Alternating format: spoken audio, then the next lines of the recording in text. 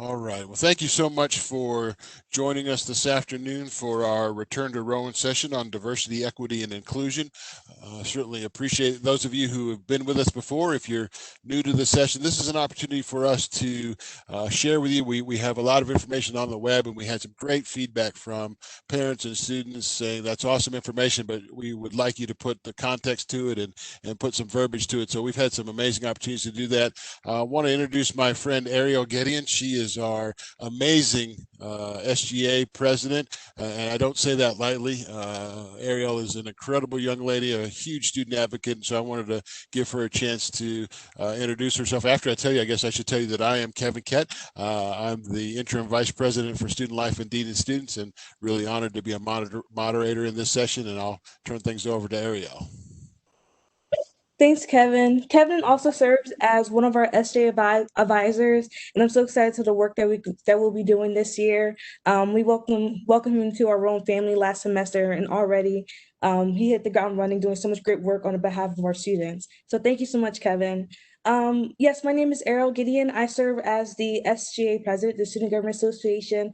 And so I'm so grateful for these webinar series because, yeah, we get the emails, but to hear directly from the people who are working so hard on making sure that we have a great atmosphere for our students, that's such a big part of why students love Rowan. We always say that Rowan is a home. We have a community for each other. The people here on this panelist, they make sure that you are feeling safe, welcome, and part of the community here at Rowan. They do a lot of programs, events. I could go on about how much they have made a great college experience for me. I can't wait for you to hear about how they'll do that for you as a student. So I won't keep on talking about how much I love them, but I can't wait for you to hear exactly what the work that they've been doing. Thank you. Great. Thank you, Ariel. And just so you know how things work, again, if you haven't been here before, we will have our panelists talk for a little bit to share some amazing information that they have with you. And then we will allow you to ask questions in the question segment. Please know that we can't hear or see you, but we certainly want to hear your questions and comments.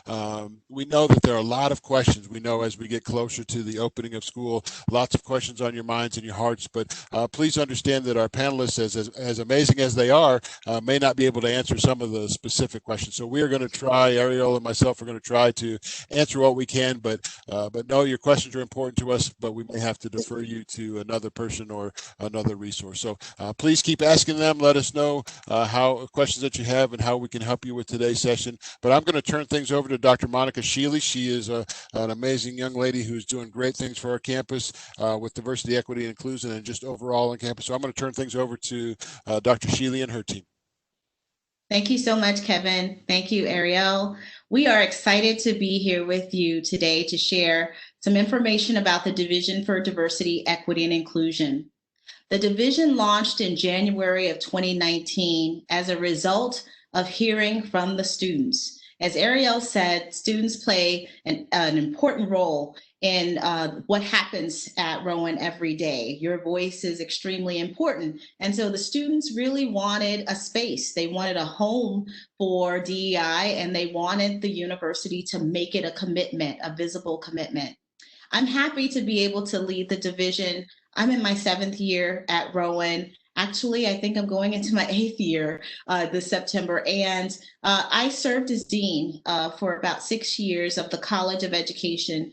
And during that time, I've seen the institution grow and evolve to a research institution with over 19,000 students, and now a division for diversity, equity, and inclusion. That is one of a kind in this area. You should be proud to know that you have a university that's just not talking the talk around DEI, but we're actually trying to walk the walk every day, and we need your help to be able to do that.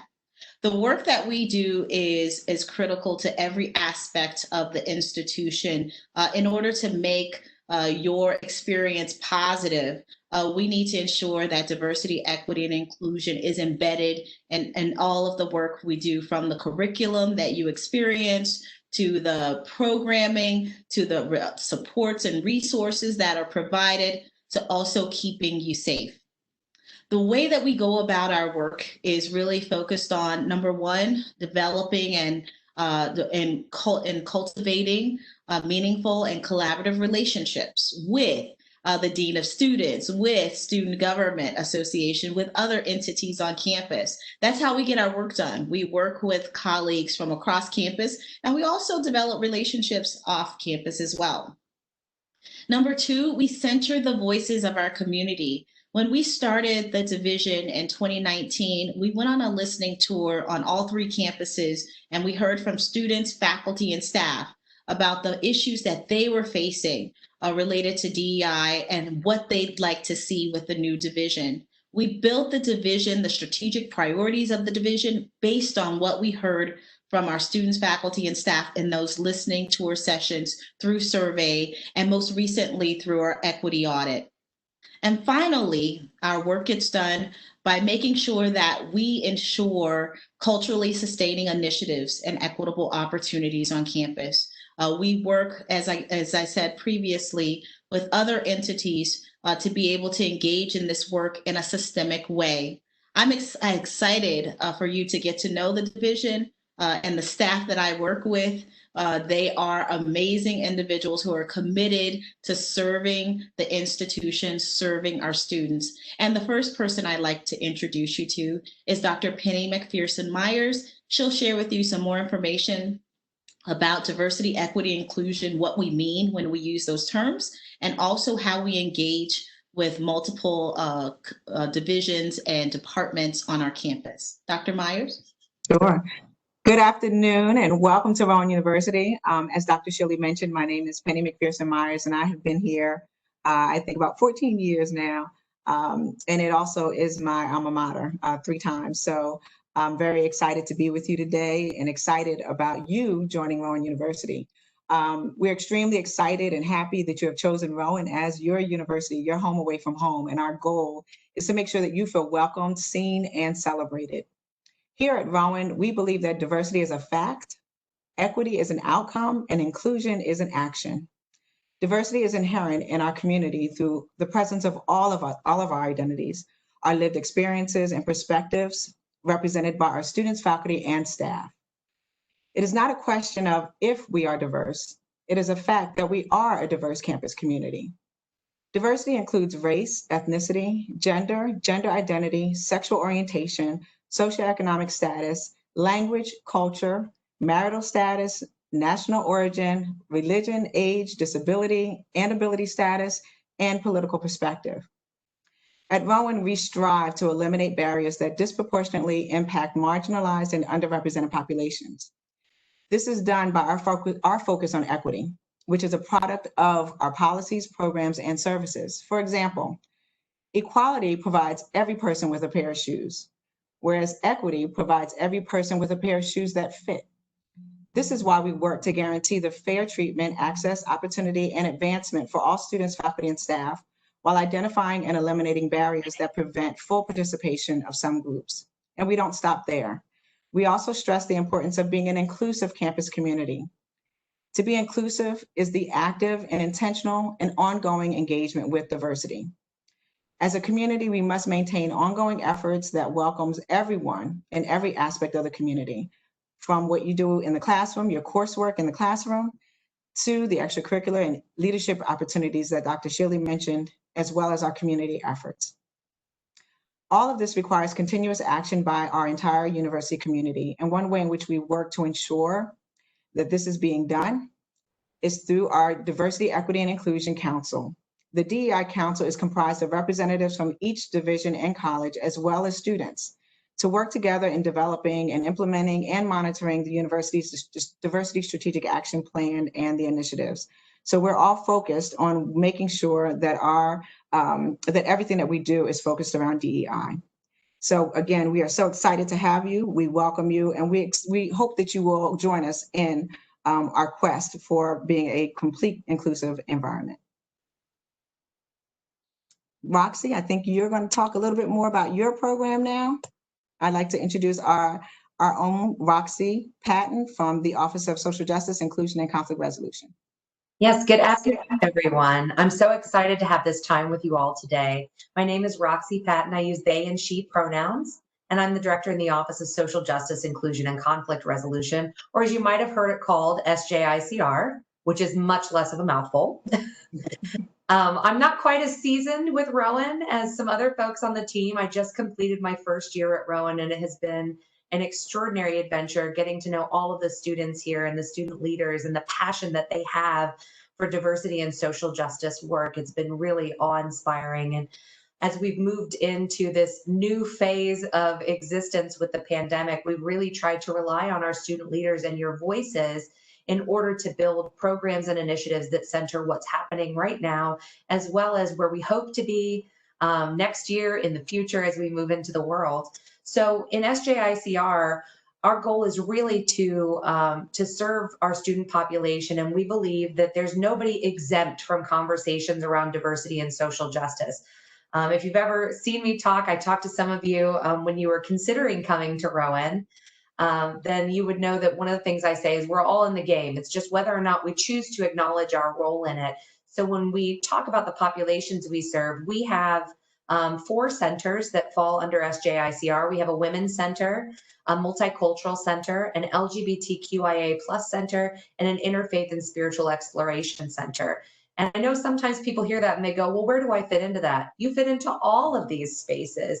Every opportunity that we have, every initiative, there are opportunities for us to come together and learn about experiences different than our own and grow through that to become the leaders of tomorrow. Our mission is really to take a social justice lens and apply it to our core programming initiatives that center identity development, leadership development, and global citizenship.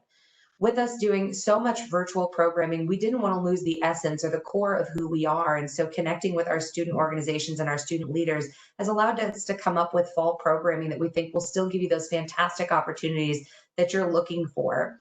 So some things to be aware of is that we are moving forward with a book club that has been very successful over the summer. We're having about 40 people reading each book and coming into these conversations. And so we do make the books readily available for everybody. You're not required to pay for anything, and you get to be a part of this program where we meet and have intentional discussions to help us build relationships and dive deeper into our identities, and also to draw attention to what's happening in the world right now.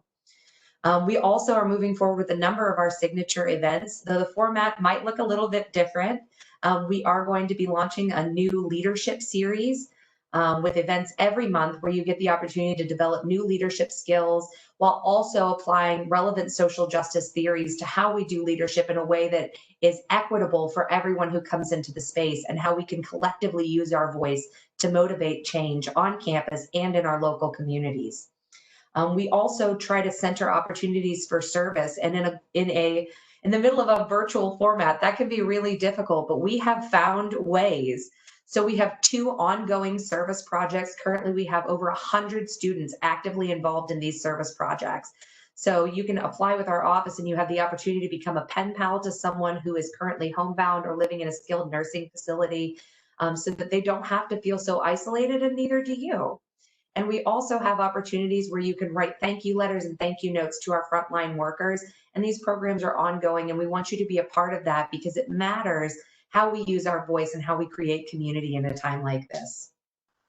Additionally, I want to make sure we take time to talk about the Harley E. Flack mentoring program. So while we have 4 centers, we also have a program that's nicely nestled in there with us, and that's the Harley E. Flack mentoring program. The Harley E. Flack mentoring program creates opportunities for first-year and transfer students, as well as students who identify as first generation or self-identify as low income or from a low socioeconomic background.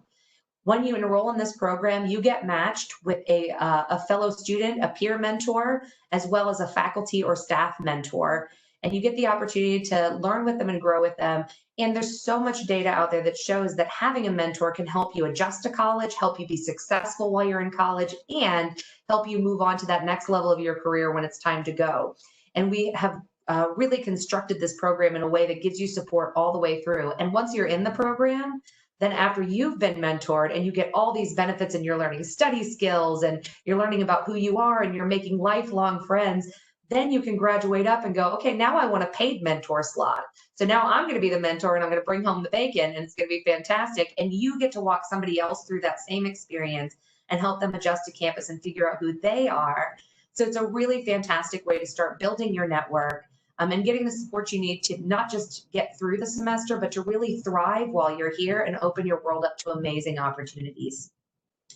So I didn't want to talk the whole time. We have so many different things going on, but I want to make sure that you know how to get involved with us if you want to. So if you're on Instagram, and if you're not on Instagram, I don't know how that's even possible nowadays, but on Instagram or Facebook, our handle is Rowan SJICR. And the other thing that's new this year that might be very exciting for you, I know it is for me, is we launched the Diversity Happenings newsletter. And so the Diversity Happenings newsletter is a space where people can submit any event that's related to diversity, equity, and social justice. So our student organizations, our departments on campus, our community partners, they're all submitting to this.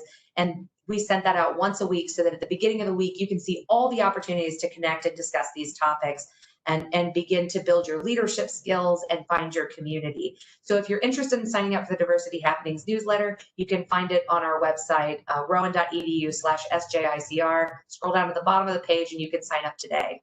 And I think up next, Dawn is going to be speaking. So Dawn Singleton. So good afternoon, everyone. Thanks, Roxy. I'm going to talk a little bit about the Ascend and the CHAMP program. The Ascend program, if we have any Ascend students here on the actual WebEx, is a program that's for first generation and underrepresented students. What is unique about the Ascend program is that we really have a goal of creating a sense of belonging for all underrepresented and first generation students who attend Rowan and who come through our program. The goal of the program is to provide support that is comprehensive through advising, through success coaching, through developmental workshops, through mentoring, through tutoring, and leadership development. Students in our program also receive scholarships and grant funds. So that's one of the great things about the program, is that we look to support the students holistically, financially, and academically.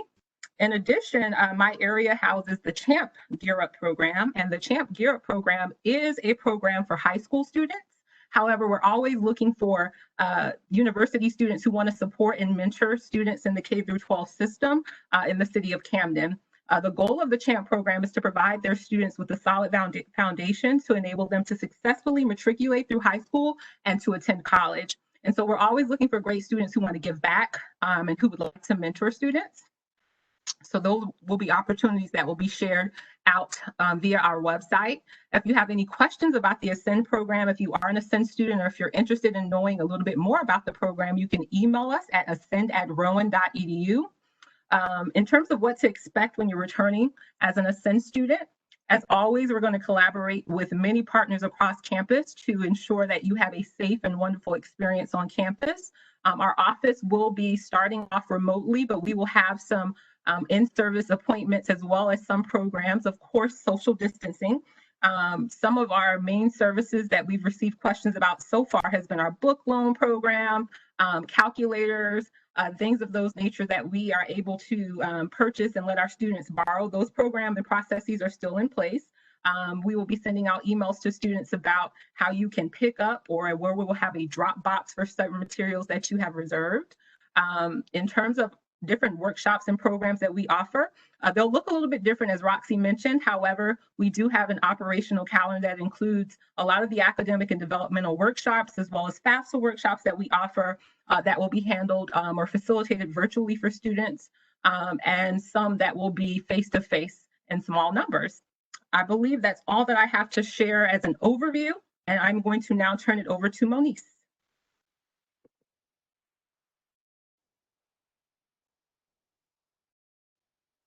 Monice, you're still on mute. How about now? Thank you. Thank you, Dawn. It is truly a great pleasure to be part of this panel this afternoon. My name is Monice Princilis, and I'm the Associate Vice President for the Office of Student Equity and Compliance, and also the Title IX Coordinator. I have the distinct pleasure of working daily with the great group of caring, passionate, committed, and talented individuals in OSAC.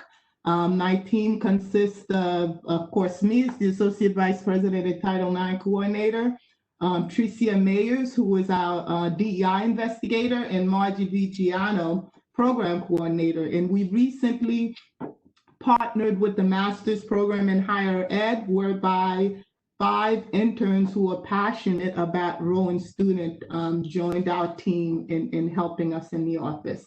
So the Office of Student Equity and Compliance seeks to engage and educate the Rowan community on prevention, identification, and reporting of all matters of discrimination, harassment, and gender-based violence by developing, implementing, and monitoring appropriate policies, procedures, and practices designed to ensure compliance, requiring the prompt, thorough, and equitable resolution of all complaints.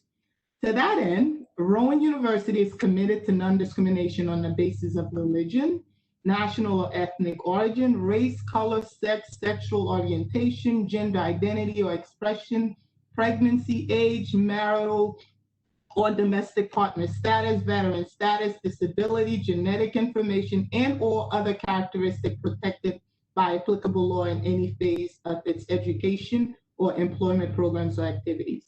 In addition, pursuant to Title IX of the Education Amendments of 1972 and supporting regulations, Rowan does not discriminate on the basis of sex in the education program or activities that it operates. This extends to admission and employment. Title IX covers sexual harassment, sexual assault, dating violence, domestic violence, and stalking. It is our hope as you begin your journey, your educational journey with the Rowan University, you strive to be a part of the solution by committing to say something when you feel that something isn't just right. Trust your instincts. Watch out for your friends and fellow students. If you see someone who looks like they could be in trouble and need help, ask if they're okay. If you see something, say something. Please feel free to contact the Department of Public Safety, the Wellness Center, and of course, OSEC. Moreover, it is my hope that you will get involved in either our Student Advisory Council under the great leadership of Julia Lohman and Jasmine Jones, or the Student Title IX Summit under the leadership of Allegra Giannini, or any other programming for awareness and prevention. OSAC works collaboratively with SGA, with Kevin Koett, and other departments within the university.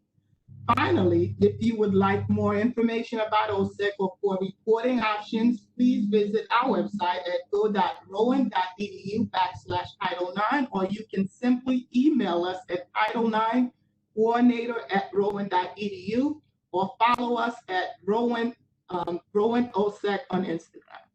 Thank you. I really do appreciate the panelists. They provide such helpful insight already within the intros, but I'm really glad that we're able to dive in deeper with the questions. And one of our first questions was, how are students involved in the work that you do within your office? I know that some of y'all already provide that insight, but I want to give the opportunity for each of y'all to take the time to provide that answer. Starting off with Dr. Roxy, if you don't mind starting. I know you mentioned earlier, but I want to make sure I have that information available to everyone once again. I think you said me. I think that's what I heard. Yes, so students are really involved in every facet of the work that we do. So we do have student worker positions, and our student workers help facilitate conversations. They help lead programs with us. They help build our marketing and manage our social media. So we do have positions like that. This year, we're actually launching a Student President's Council. So for all of our affiliated, SJICR affiliated student organizations, some of who are SGA chartered and some who are not, we're going to be meeting once a month to plan collaborative programming and do professional development and leadership development. So we have that. We also have some core advising groups within the center that are active, that advise our programming. A great example of that is the LGBTQIA+ Leadership Advisory Group, which is made up of the presidents of all the LGBTQ orgs on campus. Met several times over the summer to offer game nights and different programs, and to begin planning for National Coming Out Week and Transgender Day of Remembrance, which are two of our major initiatives in the fall. And then we are also working across campus to start building a peer diversity educator program, so students will be able to be involved that way as well. So I think one of the great things is that our office is so open to student feedback. And that's, I'm the person speaking here today, but we have several assistant directors and graduate coordinators who make this work happen. We are so open to feedback from students that we encourage students, if you have an idea, if you have something you'd like to see on campus and you can't find it anywhere else, you want to start a student organization that talks about identity or diversity or social justice, you have a service project, if you come to us, we will make it happen. And even more so, we'll help you get other students galvanized to do it. And that's been one of the really exciting and rewarding things about being a part of this community is so many of our programs and initiatives have come directly from ideas from the students who are connected to our office. So yes, lots of opportunities to get involved. That's so awesome. Thank you for sharing. Up next, Dr. Singleton.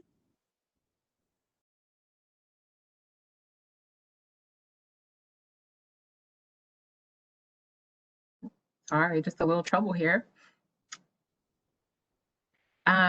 So in terms of the question at hand,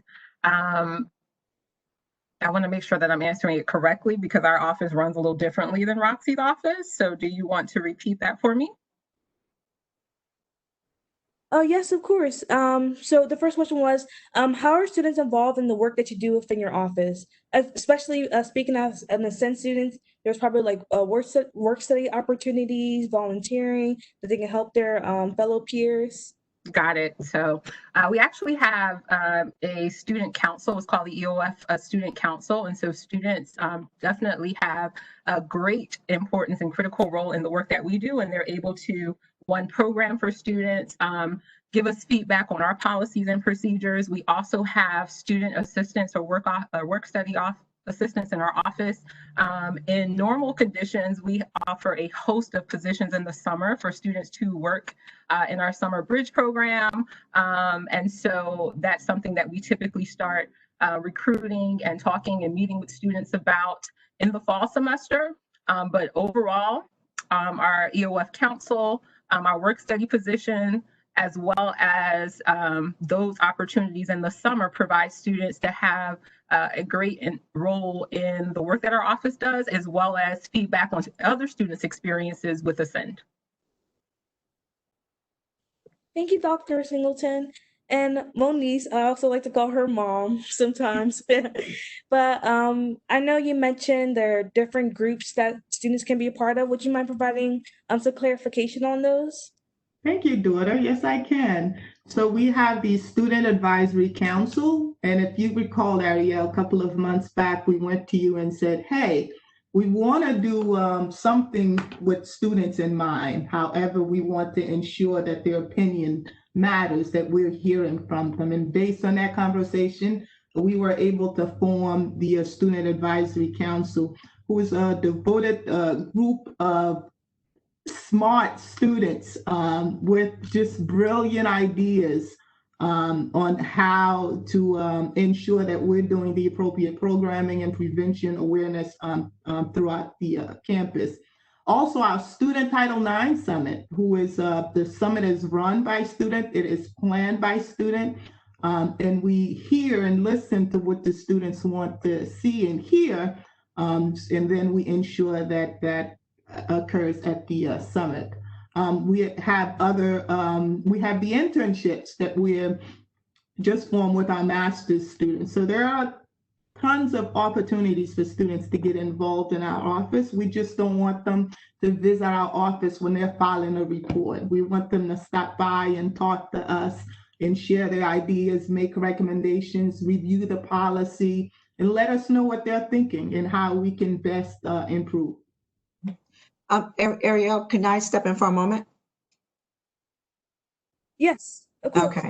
One thing that we're really excited about, and this started last year, is that there's an Sga Student Representative to the Diversity, Equity, and Inclusion office or division.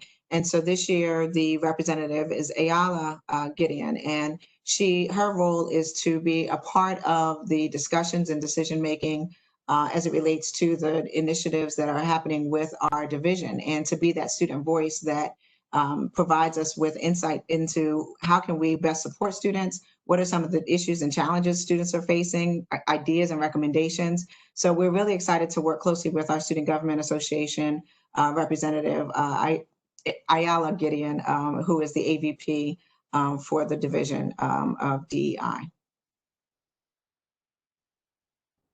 Yes, when that position was created out of last year, our AVP Student Affairs, Jason Brooks, which y'all still work with in a capacity. I know Dr. Shealy and Dr. Myers, and especially Princess know exactly what I'm talking about, working with him in the meetings, but also having this new position created for that in that manner. I think it makes it a lot easier as well to have that direct input coming from that student perspective. Thank you for sharing that and how students get involved with DEI in that capacity. So I'm throwing our next question to Kevin Koett to serve as just to get to you all as panelists as well. Thank you, Ariel. So let's imagine that I'm new to the college world. Maybe I'm a first generation student, but I'm a little scared. I haven't maybe had a whole lot of exposure to issues of diversity or issues that your office might be a good resource for me to partake in. What are recommendations you have for you? I'm nervous. I don't want to do the wrong thing, but I want to be involved. I want to grow as a person. What's advice that you would give to me?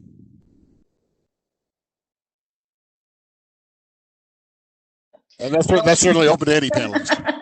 I was trying to manage the unmute button. So I think I'll just start with saying that all of us on this call have been that student that has gone to college.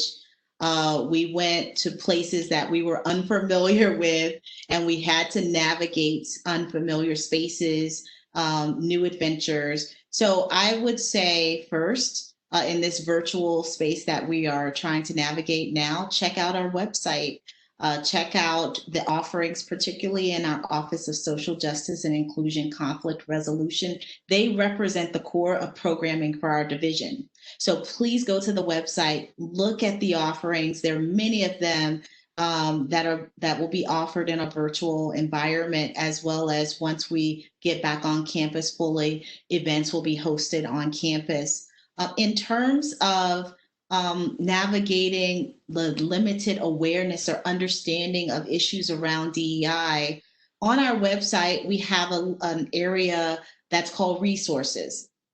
And I encourage all of you to go to that page. We hosted a virtual series recently following the death of George Floyd and many, many others as a result of police brutality and violence. And so we hosted this series to engage in these conversations that sometimes are very difficult to have, particularly on campus, and to have with people that may disagree with you.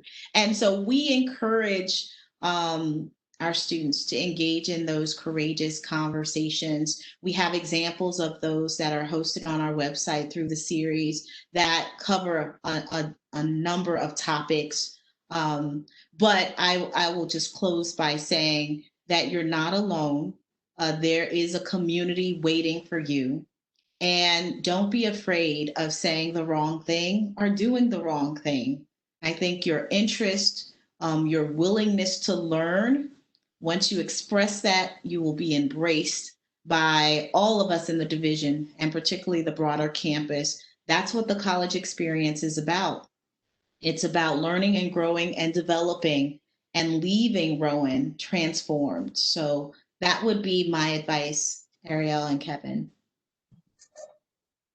I thought that was fantastic, Monica. And I would add, I'm a first generation student. I'm the first in my family to go to college. And I know I'm not the only panelist that's first generation. I grew up in rural Appalachia on a farm and an orchard. So I grew up in the middle of nowhere where diversity was, oh my goodness, there's someone who's Catholic. Like, that was how limited my exposure to diversity was coming to college. So the first thing I would say is dive in with both feet. The beautiful thing about being in college is this is the time you get to be whoever you want to be. I know someone told me when I was a first year student, You can be whoever you want to be, and you can let go of anything you didn't want to be anymore. And I thought, wow, how interesting. And when I went away to college, that's what I did. I said, who do I want to be? And the type of person I wanted to be wanted to understand other people's experiences. So I started going to student organization meetings, go to the virtual student organization fairs, check out our Instagram. During Welcome Week, we're going to be featuring videos from all our different student organizations, and start going to these events and ask questions, be there, know you're going to make mistakes. We all make mistakes. I do this work full time, and I use gender inclusive pronouns. I use they, them, and I have mispronounced people, right? So give and get grace. Be willing to give yourself the grace that you would extend to others if they made a mistake, and know that they'll give it back to you. So it's okay to make mistakes and not know, but what an exciting time that you're in right now, that you're going to have the opportunity to learn about all these different cultures and different social justice perspectives and political ideas and religions and spiritualities and ways of knowing. So don't be afraid to not know, because you're never going to know everything. And it's a great time right now to dive in. But let me add, although we're in a virtual environment, and I can speak for myself and the rest of the panelists, send us an email, reach out to us. If you would like to know more about what we do on a day-to-day, or how we're doing it, how we got there, send us an email. We are always open to conversation when we were on campus to lunch. So don't be a stranger. Reach out to us. We will certainly reach out back to you. And I also want to mention that there is a first generation program called Flying First. So I encourage you to go to the Rowan University website, type in Flying First, and there are wonderful resources for you to look at, a glossary of terms for different words that you just might not be familiar with. There is a learning community for first generation students. So if you still have an opportunity to change and get into the learning community, that is available to you. But there are workshops on filling out scholarship applications, about connecting with others on campus. There's all types of discussions and conversations that are being held for first generation students to make you feel welcome and comfortable and connected to the university, as well as to our faculty on campus. Thank you all for sharing. And to follow up with you, Dr. Penny, so how does Rowan defines first generation within the Flying First program? Is it always that person whose parents didn't go to college, or maybe their degree isn't recognized at the US? Would you mind providing clarification on that? Sure, it is. It's technically defined. It's technically defined as students whose parents did not complete a college degree. However, we recognize first generation students as those who may not have resources that can help them with the college process, because you may have a parent that completed their degree, but may not be very helpful in helping you with your college transition. Or you may be from another country, and being here at Rowan or in the United States may be very challenging because the process is different for the parents' experience. So again, we don't turn anyone away. We welcome everyone, regardless of your first generation status, but we do recognize that first generation students may have a unique experience, and we want to make sure that we celebrate our first gen students for being here and all of the unique gifts that our first gens have to offer. Great, thank you. So we know, in addition to the academic program that students partake in here at Rowan, employers are often looking for soft skills, if you want, the non-tangibles. Tell me, is there any kind of certification? Is there any kind of education? What kind of programs can I get involved with that I might be able to use as a skill set with my future employment, maybe put on my resume, to be able to demonstrate that I'm a different person day one versus graduation? I think that's going to be Roxy. You caught me. I was just getting ready to hit unmute. So we have a couple different things. So one thing, we have always offered a safe zone training program, but this year we are opening up a student safe zone program. So for those that want to learn how to be better allies to LGBTQIA+ folks, that is a certification that you can get through our department. We are also going to be launching some additional trainings throughout the year, so keep your eyes peeled, because we're really trying to expand the opportunities that students have to learn about DEI issues. Another thing is that we offer several programs that will qualify you for the various leadership certificates on campus. Many of our programs qualify as bronze or silver leadership programs. And we always try to advertise that. So when you're looking at our calendar, it will tell you if it is a program which qualifies you for the leadership certificate on campus. The last one I would mention is that we, this year right now, it's usually slated for fall was our plan, but we've moved it to the spring in hopes that by spring, we'll have more opportunities to be together in person. So in the spring, we're hoping that we'll be able to bring back our social justice leadership retreat, which is a weekend-long retreat where we go away to cabins together, a large group of 25 to 30 students typically, and you learn about social justice practice and pedagogy. You learn about how to do social justice, how to do service work from a social justice framework. We have elements in there about how to develop your skills as a student leader and organizer. And then it's another one of those programs where we really try to make sure that you don't just get one thing and then you walk away and we never see you again. We want you to have opportunities to take these skills and put them into action. So after we have our retreat, then in the spring, you have the opportunity to develop a project with us and launch it with your own team of students. And then the next year, you can apply to be a facilitator at the retreat to teach others about all the leadership skills that you've developed. So it's a really fantastic opportunity for students to have that start to finish leadership experience. I would also say, for those that are looking for the opportunity to lead or take on their own initiatives, we have several discussion groups that we're always looking for student facilitators for. You can get involved as a peer educator. There are really a lot of opportunities to take initiative and develop those leadership skills. And even though they don't come with a certificate, those leadership roles matter when you're applying for positions to say that, yes, I oversaw a program where I led 25 other students through a semester-long service project. That's an extraordinary accomplishment that we can make happen for you. Thank you, Roxy. And I have a follow-up question for you. So I served as an admissions ambassador last year, and I think one of my first introductions to you was that you came to our training. So it's my understanding that you either come virtually or in person to our different trainings, whether it's the RAs or admissions ambassadors or even the pros. So what kind of impact that has for our students to get to know you firsthand and get to know these workshops and trainings? Okay. So first of all, I remember that workshop so clearly, and y'all were such a fantastic group, and I just love every minute of spending time with students. So everyone on my team goes out and does trainings. We come and speak to Rowan 101 classes. We're trained to provide a variety of different workshops and things for people. And I think that's really important because I don't know about y'all, when I started college, I was terrified of everybody. Like, I assumed, coming from my background, that you didn't talk to faculty members unless you absolutely needed something. If the door was closed, you don't knock on it. Like, that was my background, and thinking like my job is to be here and get my schoolwork done and do my student things. And so I think it's really important that students get the opportunity to see that's not what our department is, right? Our department, you can stop in and knock on the doors. Somebody's always around to provide support. We try to be around for student organizations. Everyone on my team advises a number of student organizations. And I think most of us would describe that as the most fulfilling part of our jobs. Nobody's getting up in the morning super psyched to answer emails and fill out paperwork. We're really excited to be there for the students and help them to learn and grow.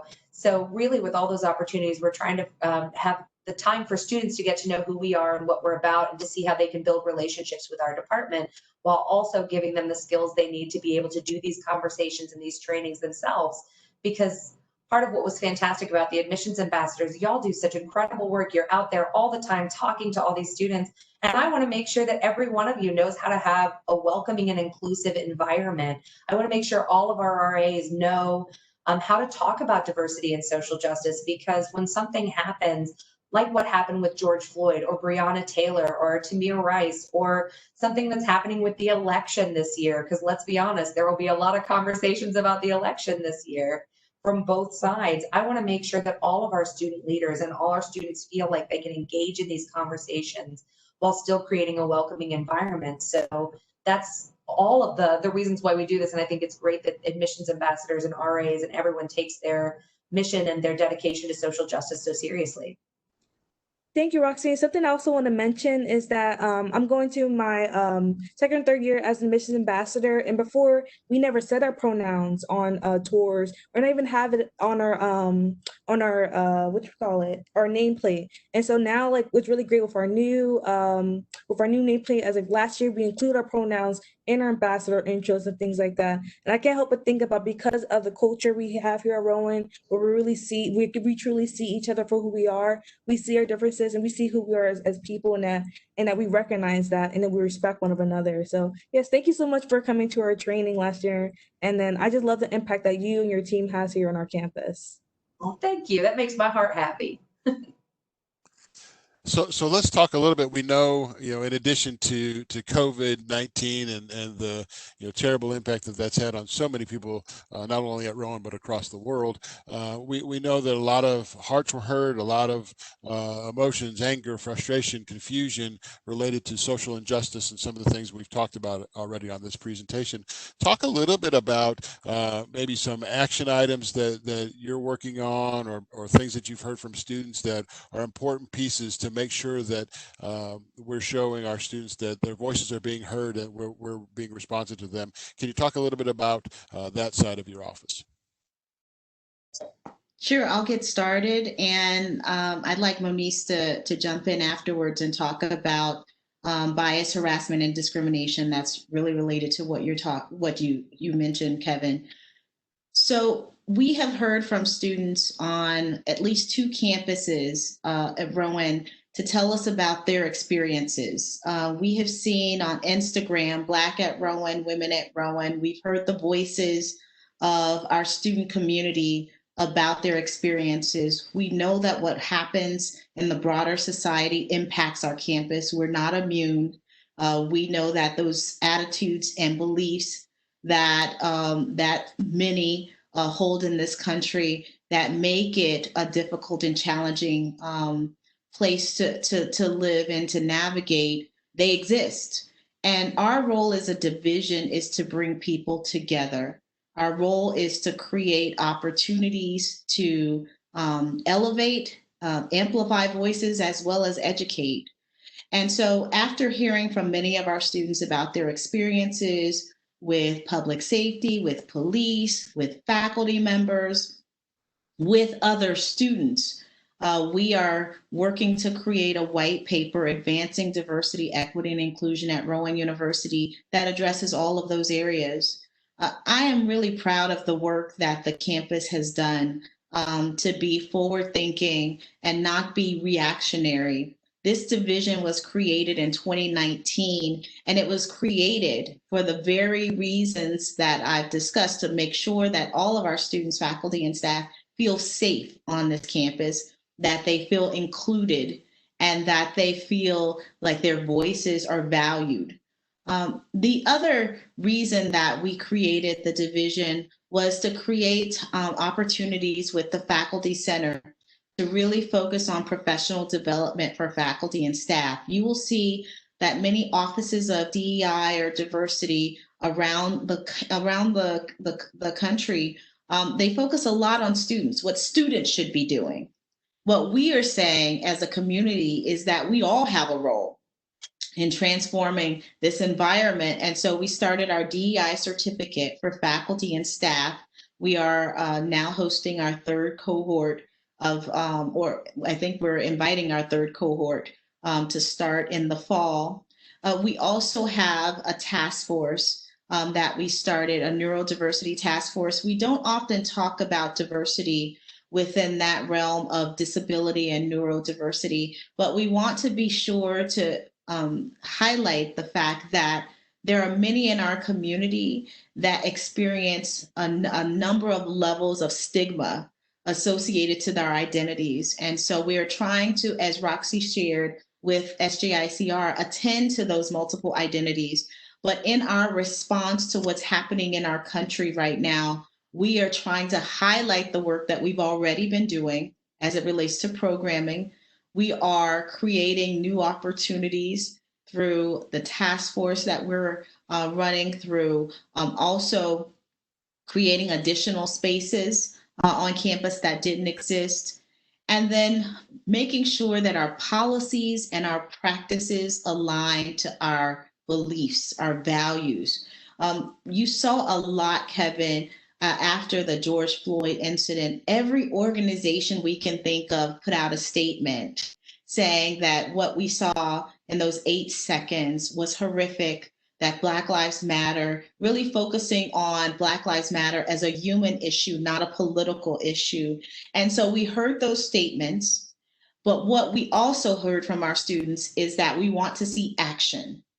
And we want all of our students coming to Rowan, those of you that are new to our campus or freshmen or transfer students, we want you to know that you are a part of the action. The division is not the only division committed to this work on our campus. We all are committed. The division's job is to coordinate those efforts, to bring people together in the room. And that means having those really difficult and challenging conversations, but also holding us accountable for our words and our actions. Moniz, can you talk about what that accountability looks like? So in the Office of Student Equity and Compliance, we also receive complaints and we investigate complaints, Title VI complaints, which is complaints based on race, color, national origin, or any of the protected categories. When a complaint is submitted to our office, each complaint is reviewed individually by myself and also Kevin Koett. Office. We work collaboratively with the Dean of Student. Based on the allegations, at times we're able to respond back to a complainant with some information, and at times a complainant feels that they're not hearing anything. We also have to understand that at times when things are posted, if it's not directly towards a particular individual, there isn't much that the university can do. But the university has the policy prohibiting discrimination and harassment in the workplace and educational environment, and also a process of how these matters are handled. When we receive a complaint, the complaints are not gone without being handled. They are reviewed. They are addressed to the extent possible. At times we can share, and sometimes we cannot share because of FERPA.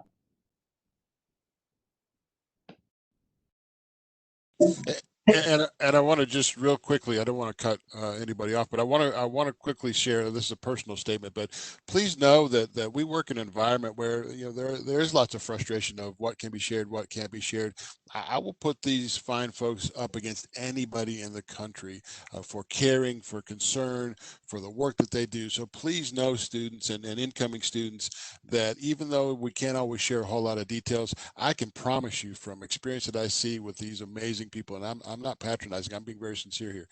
These amazing people, they care, they're concerned, and they're working hard on your behalf behind the scenes, even if they can't share that publicly. So I wanted to make sure that they receive credit for that and know that I really appreciate the work they do on a daily basis. Thank you, Kevin. I also wanted to add, for students who sometimes they're seeing all these things happen. I know what we kind of talked about was, you know, with everything happening and the sense of overwhelm that can happen when we're seeing things like police brutality, things with systemic oppression, even in what's happening with the pandemic response, that folks from certain backgrounds and lived experiences are being disproportionately impacted. There are ways that you can get involved in these conversations and to have an impact and to advocate for what you think should be happening. And we want to make sure you're aware of those opportunities. I know Dawn and I both sit on the advising board for the Anti-Racism Coalition on campus, which currently is for faculty and staff, but we are in the process of developing a student group.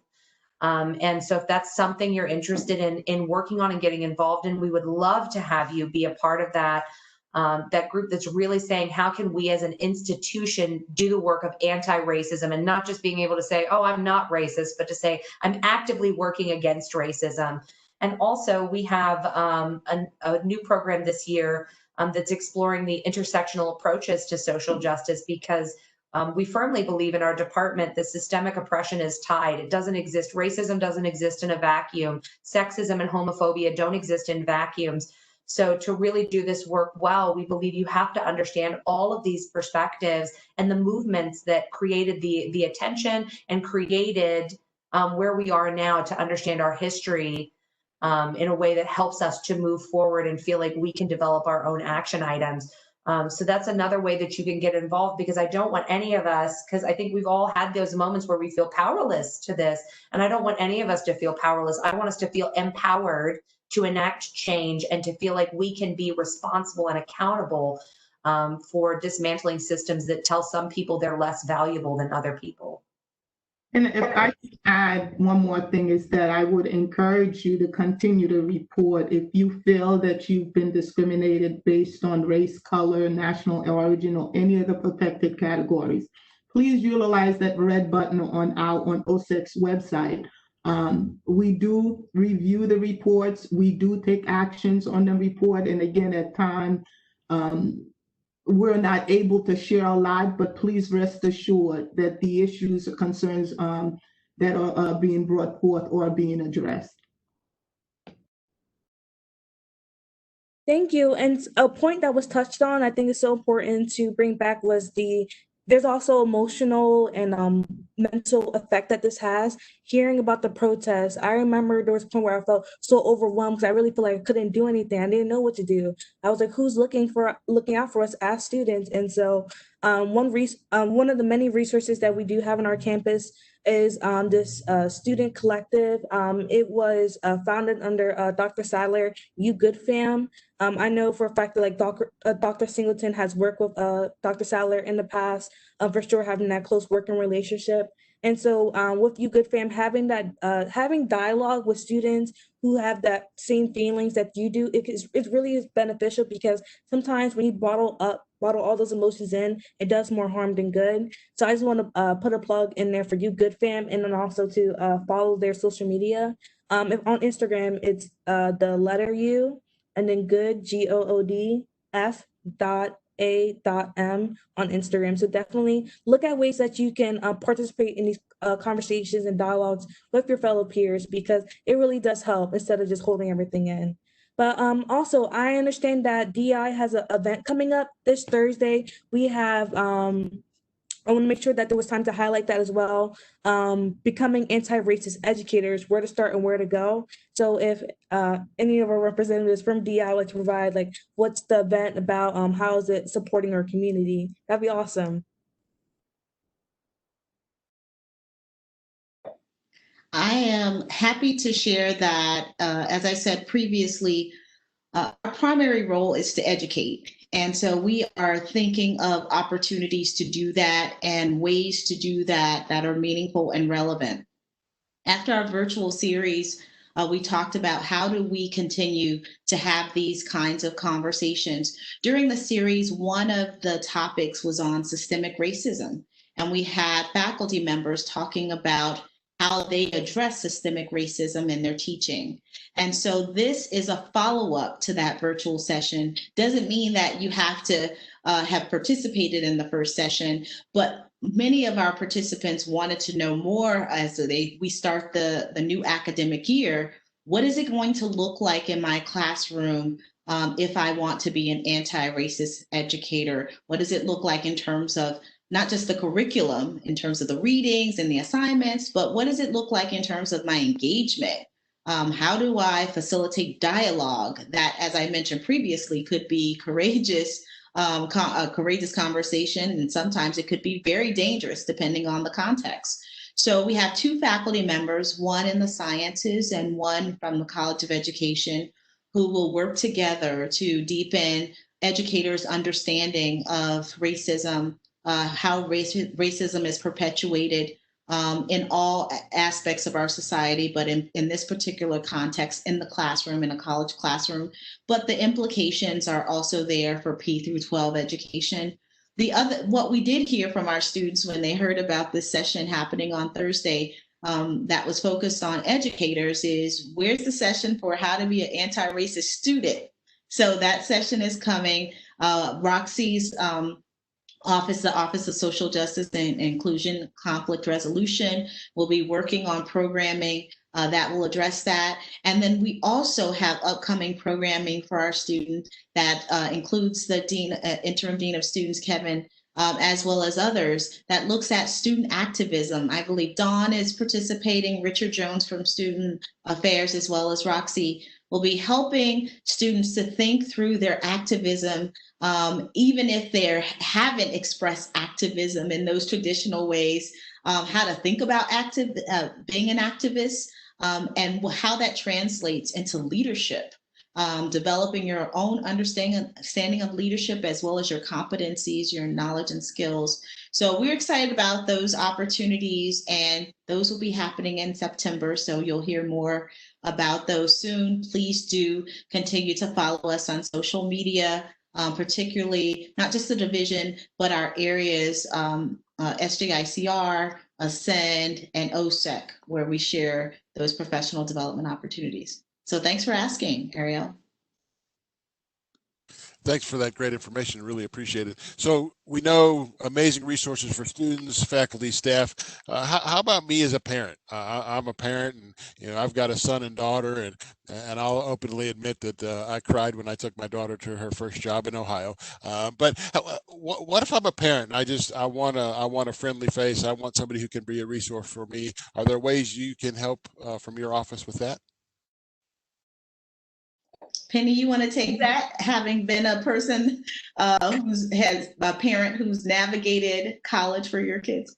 Sure. Well, one thing I think is important to know is that all the faces that you see here are always readily available to assist any family member, parent, or student that has questions or just needs, guidance or just an ear. Because again, although an area that you may have questions about may not be specifically in our division, but we definitely are well versed and connected throughout the campus to help point you in the right direction. But also many of us as parents as well can identify with some of the feelings that you may be going through. Again, I would like to point to our Parent and Family Connections office that's specifically designed for our parents to ensure that they have all of the necessary information that that is provided to students, but directed at parents so that they know what students are receiving, whether it's deadlines, whether it's new opportunities and information. It's really key and important that the parents stay actively involved in their students' progress. Also, some of the opportunities that are available for our parents. We have a Parent and Family Weekend. I'm not sure how that, I'm sure it's going to be virtual this year, but every year it is an exciting time for our parents to come on campus and to explore, the campus, as well as to see what your students are doing. But our door is always open. You have to stay 6 feet away, but it's open for you to come and see what we do, see ways that you can get involved. But also our website, as well as our DEI@rowan.edu email, is always available. If you have any questions or concerns about your student on campus, or you just want additional information, it could be how to talk about race. It could be how to talk about diversity with your child. It could be to talk about police brutality or ways to keep your child safe with being on campus or going to parties and things of that nature. We do have those resources, and we'll be glad to provide them to you as long as we know what they are, and we're a listening ear. We're willing to take whatever questions and make sure that we provide you with those answers. I just want to also add and ask Moniece to speak to this. Moniece does hear, she actually hears from parents when their students are experiencing some things related to bias, harassment, and discrimination. So Moniece, you want to speak to those parents who want to know what to do when their child calls with these experiences? Okay. Yes, I do hear from parents a lot. And at times, it's just a matter of providing the appropriate information, or putting things into perspective to the extent that we can. Again, in light of FERPA, there is not, sometimes we're restricted. We're often restricted with what we can share. But we always try to direct the parents to the appropriate department, or connect them to the person that can help facilitate that issue. And if you're a parent, please don't never feel intimidated or scared to call our office. We're always responsive. And if I don't have the answer, I will certainly let you know and connect you to whom may have the answer. So we're very resourceful. And before you all move on, I also wanted to mention, whether it be for students or parents, we definitely want to make sure that we mention our Rowan Thrive framework that we have at the university that really focuses on well-being, to make sure that we are thinking about the whole student, and how all aspects of life impacts our students, whether it be physical, social, emotional, community, financial, resiliency, our own purpose. We definitely want to make sure that our students know that there are opportunities to explore all of those ways of how we can be mindful of our well-being. There's groups, there's a newsletter that's being produced on a monthly basis. There are workshops and activities that happen throughout the year that, again, is focused on well-being. And our department is very excited to continue to collaborate with the Rowan Thrive framework and initiatives, so that we can ensure that all of our campus community is focused on our well-being, and that we're supporting each other through the difficult times, the challenges, but also some of our exciting times that can be just as equally overwhelming. So I encourage you to take a moment also to check out our Rowan Thrive website to learn more about the resources available to our students and our parents. Thank you. And this question is for Dr. Singleton. So understanding the history of EOF, well, 50 plus history, starting off in New Jersey, having that historical context and understanding like how crucial that program is when it comes to supporting students from different backgrounds. I'm an EOF student, and then I'm so grateful for the program for helping me get this far, So would you mind providing our attendees some context of the importance of the Eof program and looking about 50 plus years in history? How does that look like at Rowan today? I'm pretty sure your cohort finished earlier this August. Yes, well, thank you, Ariel. We are so proud of you being part of our EOF family. We always say that EOF also means extension of family. And so that's something that's been around that precedes me, right? But we're definitely proud of you and do look to every student to be a part of the family once they join us here at Rowan. As it relates to the history of EOF, yes, there's a very strong history as it relates to the Educational Opportunity Fund program. And I'm not sure if I mentioned earlier that under the Ascend program, there's really two major programs, and that's the EOF program and the RISE Scholarship Program. I tend to talk quickly and sometimes don't include everything. But with those programs, EOF is one that's been in the state of New Jersey over 50 years. It was born out of the civil rights and the unrest in Newark years ago. And due to that, a young senator at the time thought it was important that we create equity among access to college for all students, particularly Black students at that time. And so with that, the EOF program was formed. I do believe actually this weekend, the alumni of the EOF program are hosting an event where they'll talk about the history of EOF and the importance of understanding that access was not always here, right? And that we need to move beyond just providing access to providing equitable opportunities in the classroom and outside of the classroom for all students, especially those who are underrepresented.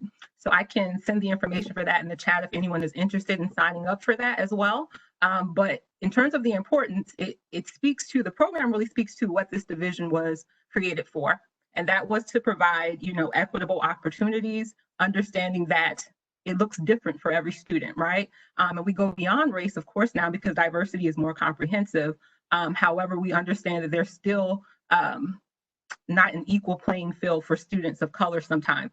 So that's why EOF is important. It is why we try to create a sense of belonging for students so they understand that they belong here and there's nothing that they can't do, no matter who tells them what, inside or outside of the classroom.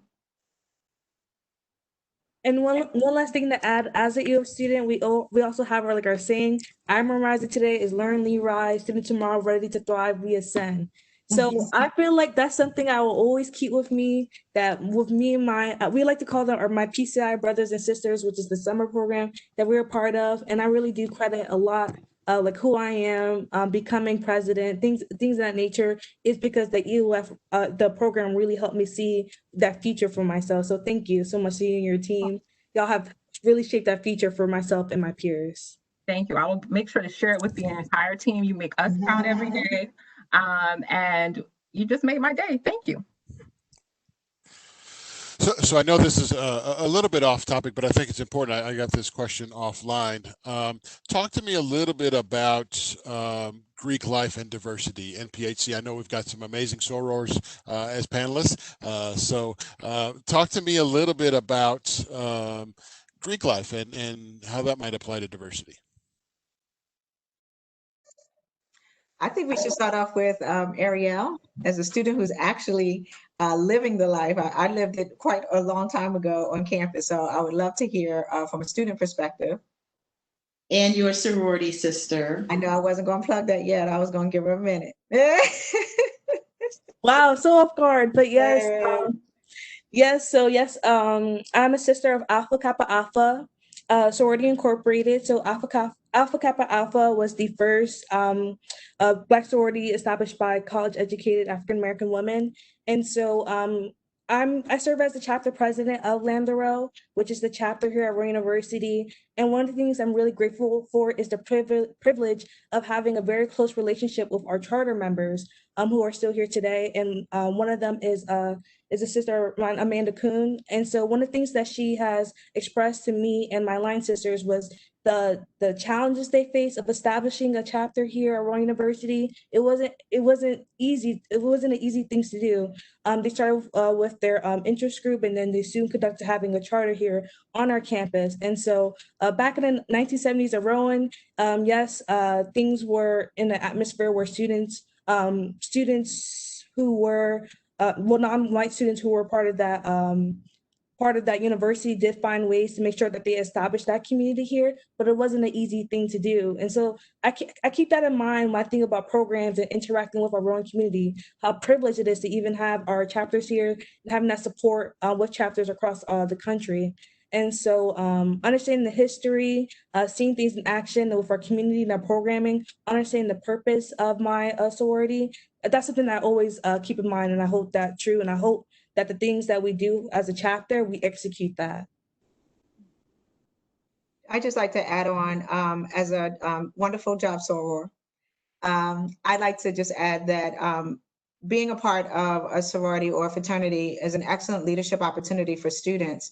In addition to building another foundation of family, you're also building leadership, and you're growing so much. You have no idea how much information that you learn from being a part of a Greek organization translates into the business practices that you will use for your profession. You learn Robert's Rules of Order. You learn how to file paperwork. You learn how to manage challenges and obstacles. And so, in addition to that, you have lifelong friends that turn into family that, again, is something that can't be replaced. So I definitely would encourage those who, may have heard about being a part of sorority or fraternity to look into it, to take your time to explore the different fraternities and sororities. There's an activity that happens, I think, on both the fall and the spring semester, where you have an opportunity to meet the Greeks, where they share a little bit about their history, about their purpose, about their activities that they have on campus, and about their membership requirements. So if that is something that you're interested in, please take a moment to look up National Panhellenic Council opportunities on the leadership website, I believe it is, and you can learn more about the upcoming activities that come forward.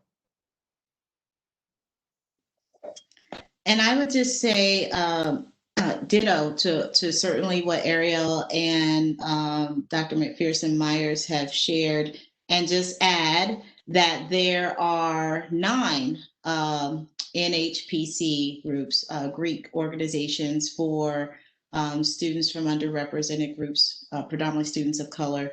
And I pledged the Delta Sigma Theta Sorority Incorporated at a predominantly white institution in Florida.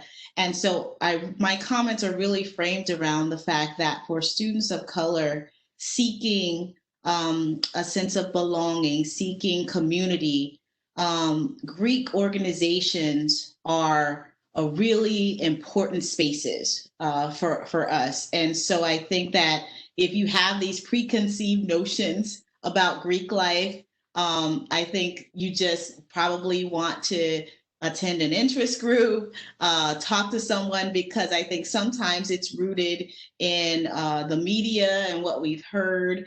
We certainly hear a lot about hazing, and a Greek life is not painted in a positive manner.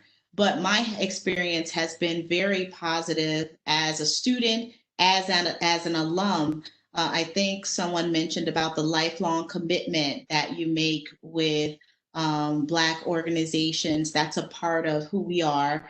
And so that network that you create here at Rowan University does extend beyond your life as a student and goes into your life as a professional. And so it's just very important to be open to the opportunities that may exist from that, and certainly not close that door without giving organizations a chance to introduce themselves to you. I'm just going to add one slight bit. I don't know. I might be the only one on the team who's not Greek affiliated in any way. Maybe Moniz. I don't know. Yeah, But I would just add that the part of the reason I never pledged any Greek organization was because being a first-gen student from a low-income community, I didn't know any of them were financially within reach for me. And so I just want students to know what I know now as a professional is that many organizations, whether they're NPHC or any of the other councils, that many Greek organizations do have programs where you can get financial assistance for the dues. It doesn't have to be as big of a financial commitment up front as it sort of sounds like when you start getting involved. So don't let your socioeconomic status determine whether or not you'd be interested in getting involved in Greek life. Yes, something I would like to add as a student. So I come from a lower income family, but I knew exactly what path that was in my mind. And so my sister and I, we were saving up. And that's something that I want to be transparent about, is to make sure that you are being mindful of what impact it does have on the wallet. I'm just being real transparent, but also the experiences you have is priceless, because this is a lifelong membership. It does not stop at college. Majority of our members, we do transition to graduate chapters. The community, serving our community, that doesn't stop at college. It continues and so forth. We have, especially speaking for all of our MPC organizations, we have international conferences and such, and regional conferences. So it's really great that we have that connection with members from different chapters and things like that. But it's also a great commitment. Speaking personally, the semester after I became a member of my sorority, my grades were outstanding, achieving a dean's list for the past 2 semesters, and continuing that, making sure that people always talk, oh, it was gonna mess up your GPA. Nope, I'm doing fantastic, because we look out for each other, we support our GPAs. We are great. One thing, if you look at stats, the Greek life GPA average is higher than the standard GPA average, to compare to what you hear. So it's a really great community. They support you in academics. They're also the people that are there for you. So I just want to make sure you break that misconceptions about our grades, because we're doing great. I would just add one final point. I'm sorry, Dr. Shirley. Go ahead. No, Dawn, can you answer the question in the chat? It's related to Arielle's comment about grades, and when is the right time to do this? Right, I was going to speak on that as well. So I think that Arielle's comment is actually very important, and I think that unfortunately, it's not everybody's situation, right? Some folks do pledge and it does impact their grades. However, that depends on who you are as a student. That depends on the organization that you join, of what support you're going to have. So that question, I think we don't have a blanket answer for. If you're an Ascend student, we recommend that you wait until the second year, because you have an established GPA. And when you have an established GPA, and it's a good GPA, if you take a grade or you have a GPA that's a little less because of, the work that you had to do or the activities you were involved in pledging, it may not, put you in, jeopardize your B or your A GPA.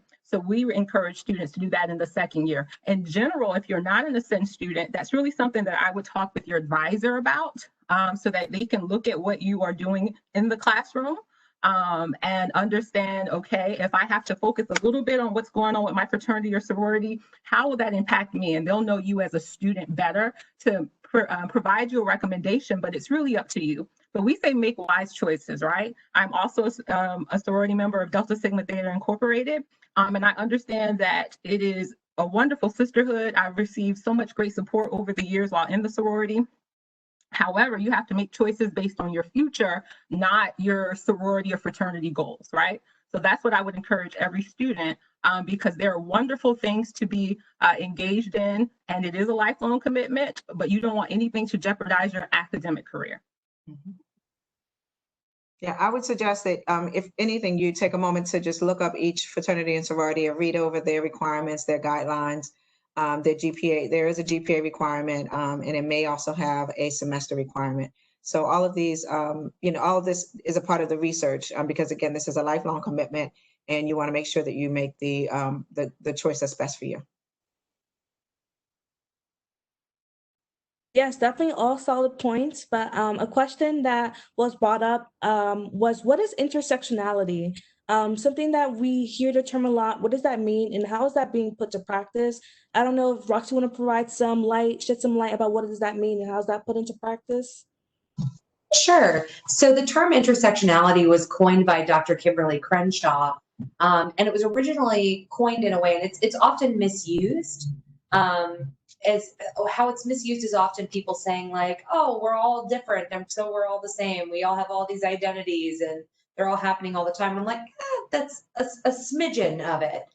But so really her research had focused on the experiences of Black women and how they were different from both Black men and white women, right? So they had these two identities that were being marginalized or being oppressed in ways that made their experience significant and different from folks with different identities.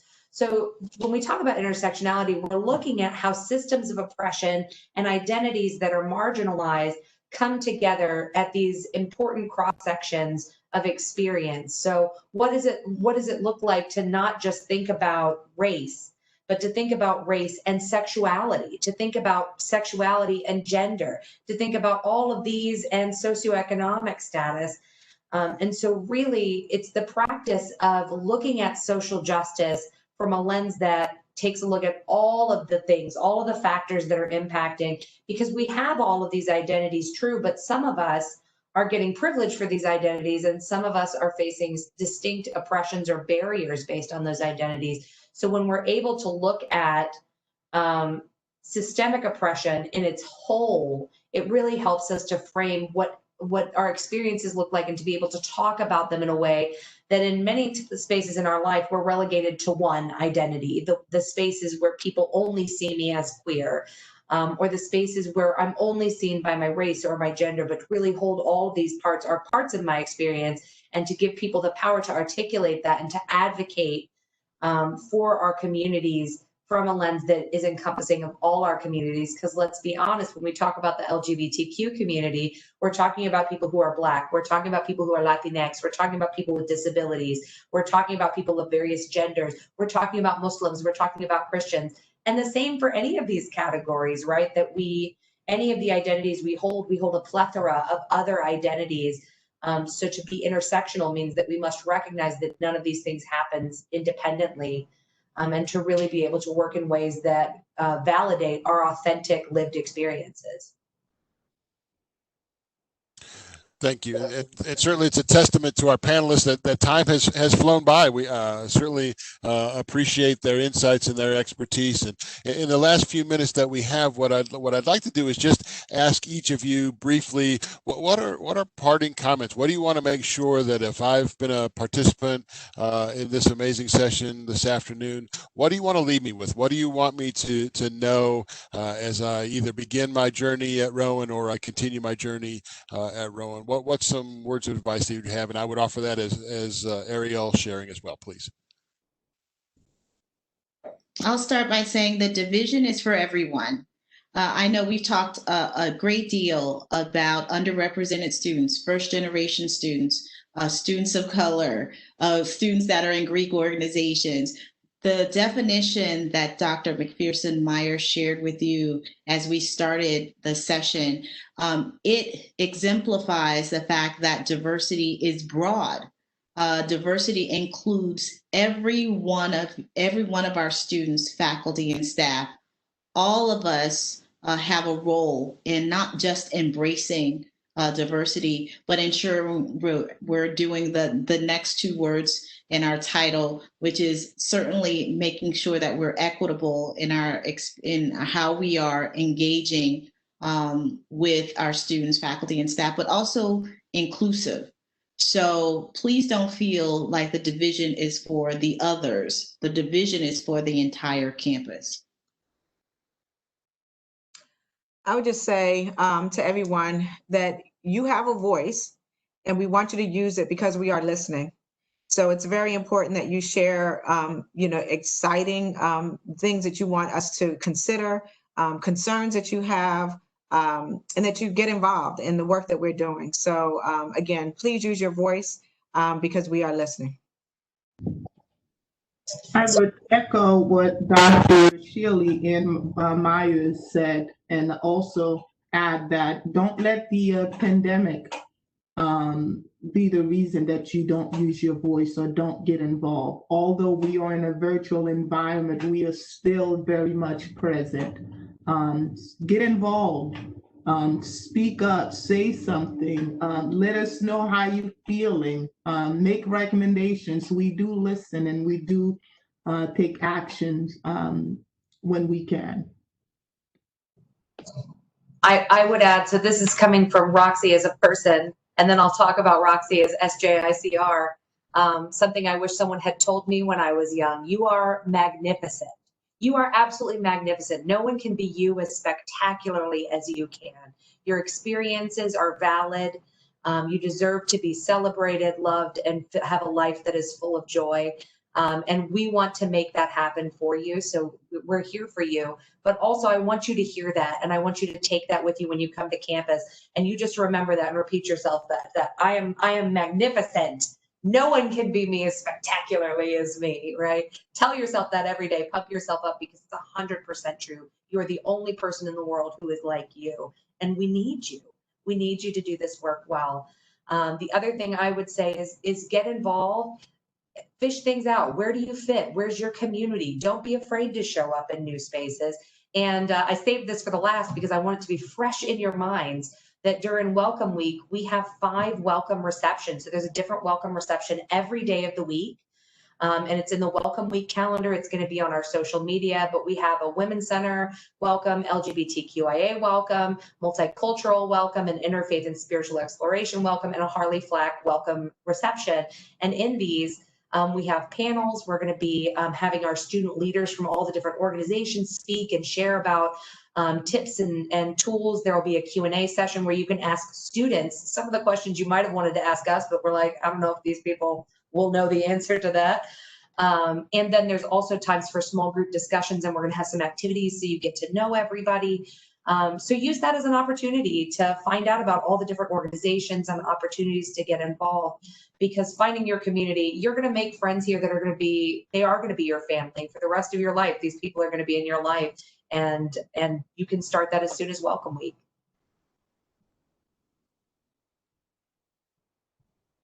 So I would just say that college is a big transition, right, for parents and students, guardians and loved ones. And then you are attending your first year in college in the middle of COVID-19, right? So expect that there will be some challenges there, but in all of that, have fun, right? I wouldn't be Dawn if I didn't say go to class. Make sure that you stay connected with your roommates, get to know them, have, intentional conversations with your roommates and everyone who's on your hall, build a relationship with your professors, and then just enjoy the experience amid all of that. And lastly, if you are a student who is a first generation student, you're underrepresented, just know that you belong and that every face you see here will underscore that for you and emphasize that for you and provide you any assistance that you need in getting connected and engaged on campus.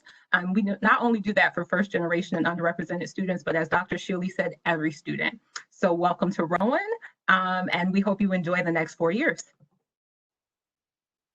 And something I would like to add is that you're well supported, as you hear from our panelists who really care deeply about you and your success here as a student. You are well supported. You are not alone. Speaking as a first generation student, I was so scared coming to college, but then I had the support from my PCI family. So going to Rowan earlier in the summer. And so seeing that, like I have a whole family there with me, I really felt truly loved and supported. But you as a student, you will always have that support from your own community. Speaking about the Division of Diversity, Equity, and Inclusion, there are people who care about you, who you are, making sure that if there is an issue, that they're the first people to fight for you, to bat for you, to make sure that you are safe here on our campus. And for HICR, who speaks to the heart of the Rowan community. I know when going to Hawthorne, I know I can expect a hug and a snack. Maybe the hug, maybe not the spring, but there's definitely snacks and a lot of love in that Hawthorne Hall. But there's a lot of love here on our campus, and there's just people who really do care about you. Great. I want to thank all of our panelists for your time and expertise. I want to tell you, if you're a participant, tell all your friends. These are amazing people to get to know. I'm a huge advocate of finding a mentor, and you've got an amazing selection right here of people who would be incredible mentors to help you in your experience. So thank you for being amazing panelists. Thank you, participants, for being here. If you know somebody that's missed the session, we will actually post it as on our YouTube channel. But keep paying attention. We're coming upon the time. It's 2 weeks away. It's almost time for classes to start. Thank you for being here. Thanks for everybody for participating, and we look forward to seeing you soon. Y'all take care. Thank you. Thank you.